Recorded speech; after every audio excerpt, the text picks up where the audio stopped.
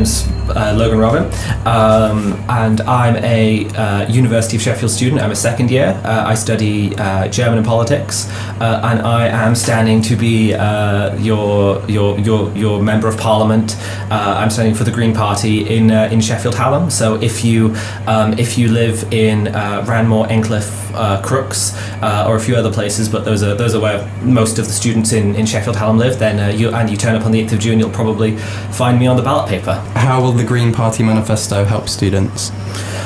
It helps students in a huge number of ways, but I think the big ticket issue that most people will probably be drawn to is tuition fees. So we've stood on manifestos in the past for like a very long time now on abolishing tuition fees.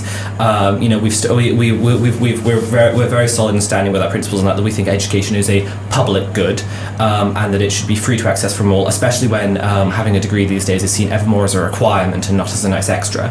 But one of the things we also that I'm also campaigning for, or that I also do if elected as a member of parliament, is push for the forgivance of the previous student debt, because most of this debt isn't going to be repaid anyway. So it's not like we're losing that money from the exchequer, but it will be hanging over everyone's heads. And I think it's especially unfair if we were to suddenly abolish tuition fees in 2017, and then there is this generation who've suddenly had to pay 9,000, and they were going to have that hanging over their heads for the rest of their life. So I think it's not only fair that we think it's not only right that we abolish tuition fees, but we also think it's fair to forgive the debt of people who already have tuition fee debt. How did you get involved in the political process?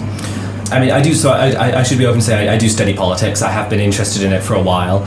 But the main thing which sort of piqued my interest was the 2015 election. So this was the first general election that I could vote in, and I just remembered, because it was a very particularly fascinating time to sort of learn about these things, because it was such a polarized time back then, and I think it was really sort of the Green Party, to be rather cliche. It was the Green Party that sort of got me interested, I think, in a lot of ways, because you had this sort of this narrative that had taken over everyone, that austerity was not only something we should do, but it was a political necessity. And then it's very easy to sort of be dragged along with that. And then you had sort of the Green Party in the leadership debate saying, well, actually, we don't really think austerity is necessary. We think it's an ideological project. I don't know. I'm just sort of seeing that difference of opinion and sort of wanting to dig down beneath that and find out, well, why? And it sort of got me looking more at the facts, and sort of, everything really sort of went from there. I became a member, and I started campaigning, and I got involved. I know the Green Party stands very much on environmental issues. What environmental issues do you see affecting Sheffield? Well, I mean, one of the big things we've been running on for the past few months is a very specific short-run campaign we've been doing on air pollution, on air quality. So this is a little bit close to me because I have asthma, and I've had some asthma attacks when I was a child, and because I was really, really shocked to find out that in Sheffield alone, every year we have 500 premature deaths, which is actually, when you factor in that Sheffield's not actually the biggest city in the world, that's actually quite a lot. And so we've been sort of, and this is because we've not been taking advantage of a lot of the funds which have been made available to other cities around the UK, to say, and because a lot of us, if you look in the university, a lot of the ways you get from A to B involve going through very, very busy roads. I mean, just look at University Roundabout. So I think air pollution is a big one in Sheffield, but I think also this doesn't affect Sheffield in particular, but it affects everywhere, is climate change. So we are very much trying to ensure that the planet does not raise to 2 degrees above pre-industrial levels, and if possible to keep it below 1.5 degrees, because if it goes above 2 degrees, in the words of the Intergovernmental Panel on Climate Change, ordinary human activities will become compromised. That includes the ability to go outside and produce food. So we think that staying below 2 degrees Celsius is pretty important. We've already, since the Industrial Revolution, we've risen to about 1.4. degrees Celsius, and it's not slowing down. It's just accelerating, and we're getting hotter quicker and quicker. And we just think that just needs to change. We need to stop consuming so many fossil fuels. That's really at the heart, and that'll have all sorts of huge ramifications for the whole world, including Sheffield.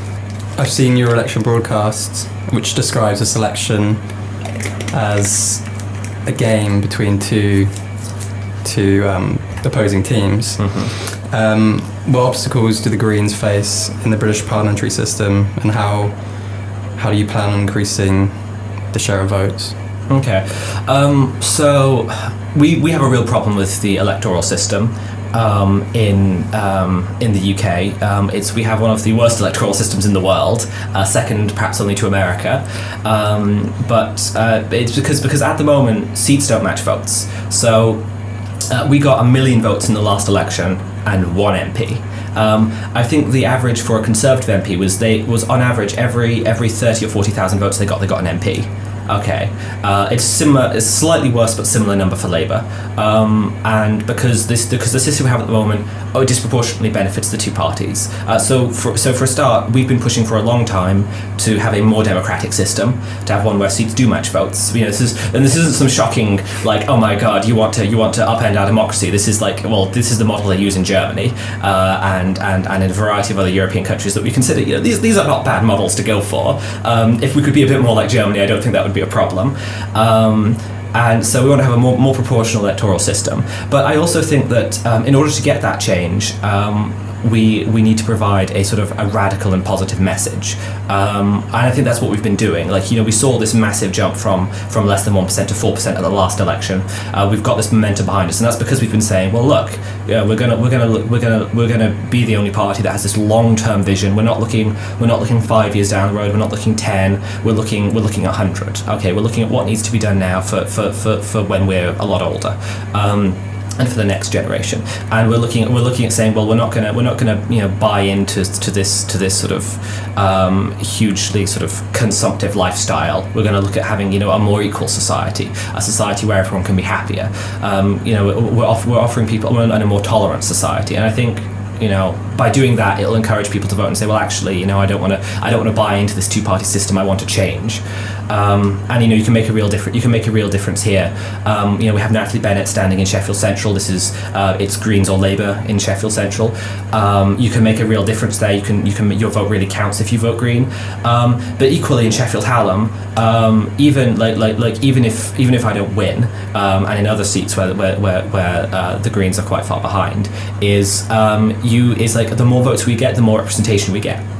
So one of the reasons we've been invited onto leadership debates this year is because we got a lot of votes at the last election. We've still not been invited to quite as many of the other parties. We're on a lot of national TV, but the more votes we get, the more we'll be invited on, which means the more we'll have people talking about climate change, the more we'll have people talking about Europe, about proportional representation in Parliament, and about tolerance. It's essentially a good way of thinking about this is we are the antidote to UKIP. Okay, they've been getting a lot of votes and have been getting a disproportionate amount of representation. We can be that, but on the other side, we can really counter that, I think, and that only happens if we have enough votes to back us up and say we need to be listened to. Okay, what policies will the Greens implement to tackle inequality? Right. For a start, we think we would implement a what's the word for it? An income tax for the top 1%, because we believe it's just the amount of obscene wealth that you have of people who don't really haven't really earned it at that top level of society. It's a bit unfair. And it's also just by taxing that top 1%, you would get a disproportionately large amount of income back off it, which you could then plough into the rest of society. One of the other things we would do, so that's how we sort of tackle inequality at the top, and how would we raise funds for our other projects. There's a lot of different other things we would do, like raising corporation tax back to the level it was before this current Conservative government, which is one of the ways we would deal with abolishing tuition fees. We'd also have a Robin Hood tax on financial transactions, which would be a good way of stopping, which is in addition to raising funds, would help us avoid further financial crises by sort of putting a bit of a dampener on this sort of excessive risk taking. But anyway, so these are some of the things we would do at the top of the scale in terms of raising revenue and solving inequality. At the other end of the spectrum, we want a universal basic income for for all people. We think that because we think at the moment it's. We think it's basically wrong that people are living paycheck to paycheck, and that if they don't have a job, they have to turn up to the job seekers office. I think it's every week. I don't know, something like that, and that essentially becomes a full-time job looking for work where they're constantly sort of judged by the rest of society. We don't really think that's okay. We think if you give people the freedom, where if you say, look, we'll give you, you're not going to starve, okay, you have a little bit of leeway, people will do much more creative things, because it means that you can sort of say, okay, well, maybe I'm going to start my own business because I have the time to stop and think about that. I don't have to rely, or maybe I'm going to do an internship for a few years, whereas currently internships are only really available for people who are from a well-off background. So for instance, if you wanted to for many jobs you have to have internships in London, and that's just disproportionately expensive, whereas now with a universal basic income, that would be available to everyone. And also it would actually be a lot cheaper to have a universal basic income than our current system of benefits, because at the moment all of our benefits, you have to fulfill certain criteria to get housing benefit, for instance, or to get job seekers allowance. That means you have to have a huge bureaucracy, which costs a lot of money to sort of determine, well, who's going to get this money, and whereas actually if you just say just give it to everyone, it becomes a lot cheaper, and you have more money to give to people to put into the economy to make people's livelihoods better. So I think that's one of the main ways we would tackle inequalities. We would go to the top of the spectrum and say, look, do you really deserve this? Could you be paying more into society by saying, well, yes, the top 1% should be paying a bit more. At the bottom end, we're saying, well, look, we think that you should be a bit liberated from having to sort of fight day to day in the rat race. You should have a universal basic income. How do you counter the risk of universities becoming commercial entities? Okay, well, this is. I think this has somewhat been talked about in some of my other answers with tuition fees and things by making it a genuinely public institution again. I think it's really bad what you see happening to universities, because at the moment, the idea that you should lift the cap entirely on tuition fees and make it so that universities are quasi-private institutions that can just do whatever they want. I think that's a bit, and they're acting like private companies. I think that's just ridiculous. One of the things I found particularly egregious is that I don't know how many of our listeners are aware of freedom of information requests, which are, for those of you who don't know, you can essentially go to any government agency or just government body of any type and say, look, I want this information, and they have to give it to you so long as it doesn't cost them more than £100 or £200 to get that information, which covers most information. However, with universities that doesn't apply. Okay, you can't go to the Vice Chancellor and say, I want X, Y, and Z information. Like, he won't give it to you because he would say, I'm not a government institution. Whereas if you go to King Edward School down the road, which is where I went to school, you could ask them for information. They'll have to give it to you. Broadly speaking, and there's some simplifications going on here, but it's because legislation's always a bit complicated. But I find that quite ridiculous. I think I think that education is a public good. It should be treated as one, and it should be funded as one. Okay. How will the Greens overcome an increasing generational divide in politics? Okay. Well, I'm going to be a bit. So again, I think obviously you can see from some of my other answers that I think universal basic income helps here. I think that just generally, because at the moment you see that young people are systematically disadvantaged. So when we have we will tend to be poorer, just because of the way society is structured, because it's currently harder and harder to find your way into employment and to get jobs because they're already taken and other people are retiring later and later. So I think just generally through the policies that we're implementing to deal with the least fortunate, we'll just help younger people anyway, because younger people disproportionately fall into that category of people who are less well off. I think also one of the big problems we have in society at the moment is, so ordinarily you have what's called a population pyramid, where you have we have a relatively small number of young people, a slightly larger number of middle-aged people, a small number of old people, slightly large number of middle-aged people, and then a lot of young people. And then that means that you have like a few of people in each generation to look after the people above them. So especially when you get to retirement. At the moment, that's not what you see happening. At the moment, it's more of a population block where you have one old person to one middle-aged person to one young person, and it's just staying the same. So you kind of you can't we kind of need to make sure that there's just like, or it even gets worse than that. It even actually becomes an inverted triangle where you have one young person to like 3 pensioners, and that's just not a sustainable way of doing things. So one of the ways we would actually solve this is by actually having more immigration, which I think it's a very controversial thing to say these days. That I think immigration is good. Okay, and not only do I think it's good, I think it's like essential to the smooth running of society. So I think generally tackling inequality is one of the ways we would deal with how young people have been affected by intergenerational issues. I think also more immigration, more people coming in to help care for the overall population. I think that's a good thing. What can the Greens do to help widen participation? How do you in further education? Kids from disadvantaged backgrounds. So this is a particularly good question because I have a maintenance grant. I have the top level of loans, just due to the background that I come from. I actually grew up in Hillsborough. I'm not sure if you could tell from the accent, so one of the things I've been campaigning for as chair of the University of Sheffield Young Greens is to essentially raise the student bursary, because so for those of you who don't know, we had a maintenance grant prior to 2015, and this was paid to every student whose family earned less than 25,000 a year, and it was a sum of about 3,000 plus. Okay, 3,000 plus pounds per year for people from the lowest income backgrounds, and it wasn't a loan; it was a grant. You got it. You could use it however you wanted. This meant that you could participate socially like everyone else, or you could save it and you could use it to like fund an internship later on, something like that.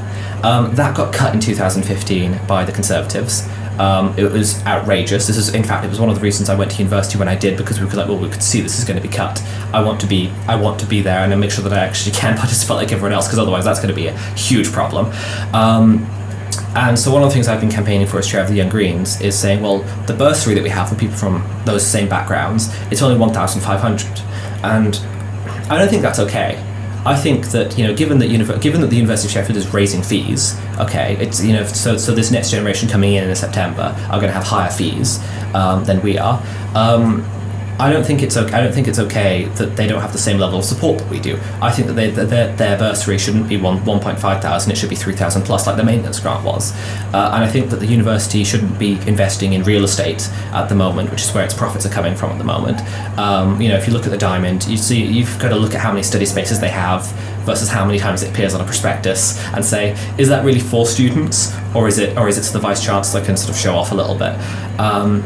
I think you've got to look at that and say, well, actually, they shouldn't be investing in real estate. They should be investing in their students. I was really happy that motion passed SU Council just not that long ago. I just genuinely, that really thrills me that we can be making people from less advantaged backgrounds just that bit better off. And I think that by bringing the maintenance grant back nationwide straight away, I think that would be the best way to get people back from widening participation backgrounds. Okay, I think that's all the questions I have for you. Mm-hmm. Thank you very much for your time. Thank you for having me.